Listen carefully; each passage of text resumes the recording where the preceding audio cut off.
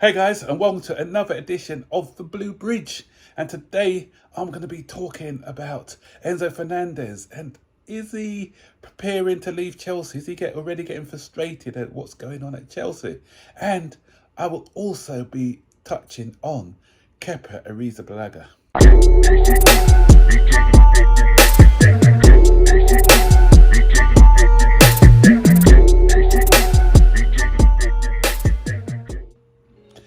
So guys, I've been taking a break with the football. There's nothing much to talk about with the international break going on. I just really hate international breaks, but it's probably come at the right time for Chelsea. I may make a video tomorrow assessing what's gone wrong so far with Chelsea's season and how it can be improved. So stay tuned for that one, hopefully tomorrow. Anyway, before I get into the main video, there's a couple of shout outs. I haven't done a shout out for a while, but first of all, I'm going to do a shout out to the Chelsea sessions headed up by Tyrone, and congratulations on them for reaching that milestone, that YouTube milestone, which is hard to break sometimes, getting to 1,000 subscribers. So he's now reached that 1,000 subscriber mark, and he does some very good football analysis. So you want to see some tactical analysis of the players that we'll buy in, then he's the channel to subscribe to. And I'll put his information in this my bio, in my description below. So just click on that link, subscribe to his channel.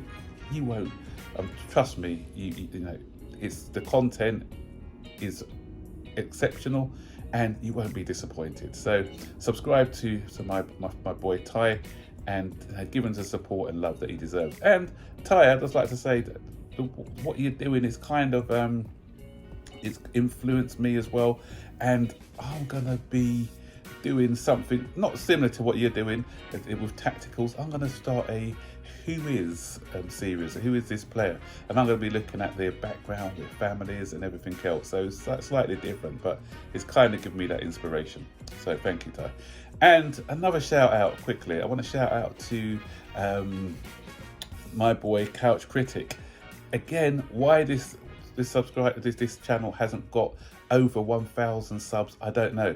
If you want the best tactical analysis after a game, a Chelsea game, he's the guy. You know, it's only a couple of people that I really watch for accurate analysis of how the game went, and he gives in-depth analysis. So subscribe to my boy Dennis from the Couch Critic.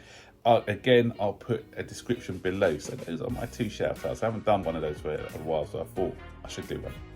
Anyway, into the video. Right, so there's news from a Spanish website, is it Shoutouts or wherever they are called, that Enzo Fernandez is getting a bit frustrated with how things are going at Chelsea, and if things don't pick up, he's looking for an exit.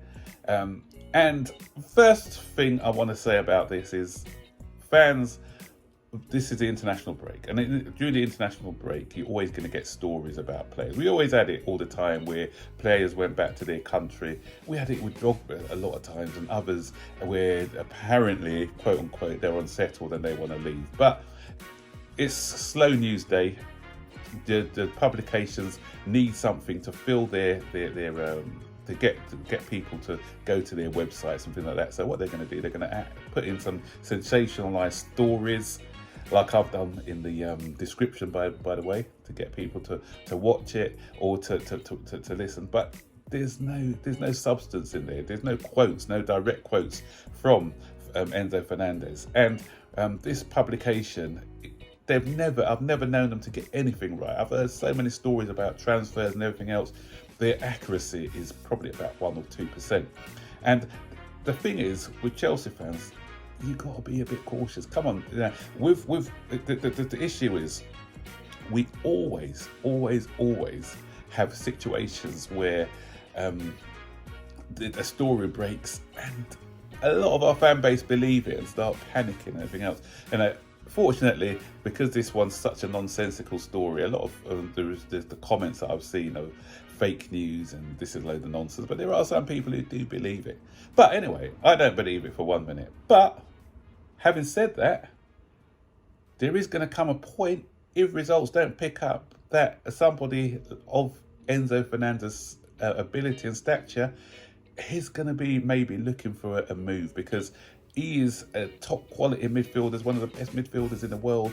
And so those players with that sort of ability, they want to be playing in the top competitions, and top competition being the Champions League. So we are out of the Champions League for another 1 or 2 seasons, and he's thinking about his career. He signed a long-term contract, by the way, so even if he did move, we'll be fetching at least £200 million for him, with add-ons, similar to what we got for Eden Hazard, with add-ons and maybe a sell-on clause or whatever. So it was good tying them down to long-term contracts with not too big wages, so that even if things don't go too good, then we can sell them and make a profit.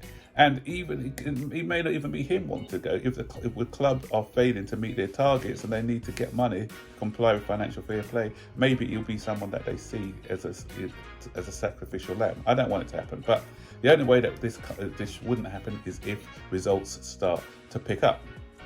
Another reason why I think this story is a load of nonsense is because as good a player as Fernandez is, but if he was to self-analyse, then he's part of the reason why we're only on 4 points. Why? Because if you look, that penalty miss against West Ham was pivotal. Had we scored that goal at that time, then we go on to win that game. We go on to win that game, it gives us confidence going into our next game. So instead of sitting on 4 points from 12, arguably we could be sitting on 7 points or even more, because had we won that game, then it gives us confidence after the Luton game, where we can kick on again when we played against Nottingham Forest. Again, against Liverpool, he had a chance where he could have scored, which he didn't put enough power on. Again, that could have cost us. That cost us 2 points, maybe. So that one was a bit harder. I'm not being too critical about him for that chance. But if he's self-analysing, he may be thinking, had he done better with some of his finishing, then we could be sitting on 12 out of 12. You never know. He's concentrating on getting his game right before looking at blaming others in the team and trying to find a way out. So, but as I said, I don't believe these stories. I think he is working with the team to find a solution and how we can move up the table. So, guys, don't worry about these nonsensical stories, and you're always going to get stories like this during the international break. Okay, talking about stories during the international break, Kepa's come out with a load of insensitive comments, and he's shown he doesn't appreciate the club who stuck with him through his tough times. He found a way back into the side, but he's now talking about Real Madrid like he's a permanent Real Madrid player, and he's shown a lot of disrespect. He's got to remember that he's just on loan to Real Madrid. He's not contracted to Real Madrid. And one of the comments that he made that didn't sit too well with me was, when I've played against Real Madrid on 3 occasions, and I always used to walk left to the away dressing room, and I used to think I want to walk right. Now I get the chance of walking right into the Real Madrid dressing room. Okay, I know that he's Spanish and Real Madrid are a big club, but to say that is very insensitive, I think. As a Chelsea player, you're thinking, oh, I wish I was in that changing room rather than walking back to the other changing room. You may have those thoughts, but keep those thoughts to yourself. Remember, he's on loan. Courtois is their number one. He's only there because Courtois is injured. Once Courtois back, they may not want to take him on a permanent. He's going to be too expensive for a goalkeeper to have sitting on the bench. So he's going to have to come back to Chelsea. So he's got to remember that. And what sort of reception is he going to get at Chelsea? And a lot of the fan base don't like him anyway, because they don't believe that he's a good goalkeeper.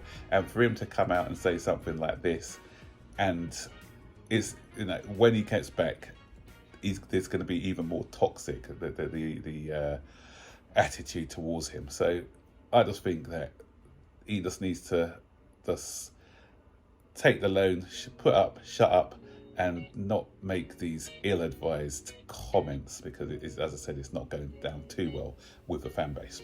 Anyway, what do you think of the 2 stories? The Enzo Fernandez story. Are you worried that he may leave, or do you just see these stories as nonsense?